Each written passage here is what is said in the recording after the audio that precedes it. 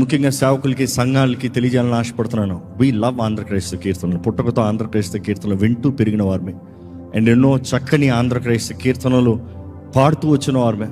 అందులో అనేక శాతం వాటిని రీప్రొడ్యూస్ చేసి ఈ న్యూ జనరేషన్కి అందించిన వారిమే. ఇన్ఫ్యాక్ట్ లాక్డౌన్లో అధిక శాతం ఆంధ్రక్రైస్తవ కీర్తనలు పాడిన వారిమే. సో ఆంధ్రక్రైస్తవ కీర్తనలు ఎప్పుడు మనం పాడుతూనే ఉంటాం. ఇన్ఫ్యాక్ట్ 740, అప్రాక్సిమేట్లీ 740 ఎంతో సారవంతమైనవి. బికాజ్ ఆంధ్రక్రైస్తవ కీర్తనలు ఒకప్పుడు చెప్పాలంటే ప్రతి ఒక్కరి చేతుల్లో బైబిల్తో పాటు ఆంధ్రక్రైస్తవ కీర్తనల పుస్తకం ఉంటుంది. సో ఆ రీతిగా ఆంధ్రక్రైస్తవ కీర్తనలు ప్రతి ఒక్కరి జీవితంలో ప్రభావితం చేసింది ఒక కీర్తనల పుస్తకంగా. అది కేవలం పాటలు మాత్రం కాదు, మనుషులు వారి జీవితంలో వెళ్ళిన పోరాటంలో, పరిస్థితుల్లో రాసిన పాటలు మాత్రమే కాదు, it also has a very sound doctrine.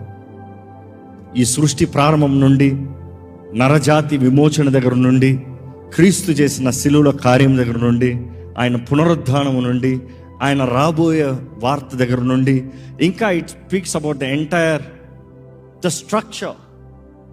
And అది ఎంతో ఘనమైంది అనేది we always strongly believe and we like to emphasize.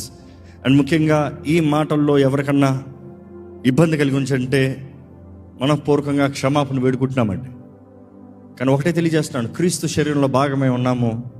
ప్రతి ఒక్కరిలో ఏదో లోపాలు కనబడచ్చు, కానీ చివరికి క్రీస్తు నామం మహింపరచబడాలన్న ఆశ. ఆమేన్.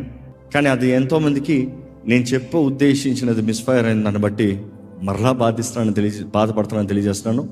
And I truly apologize for hurting anybody's feeling. We are all ministering one body, one Christ, one gospel. క్రీస్తు మనల్ని ప్రేమించి మన కొరకు ఈ లోకంలోకి వచ్చి తన ప్రాణాన్ని మన కొరకు అప్పచెప్పి మనల్ని విమోచించి ఆయన సొత్తుగా చేసుకుని ఆయన పునరుద్ధానుడై తిరిగి లేచి మరలా త్వరగా సిద్ధపడిన సంఘం కొరకు ఉద్దేశించున్నాడు.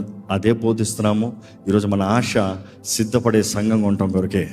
God bless you all. Thank you for your understanding.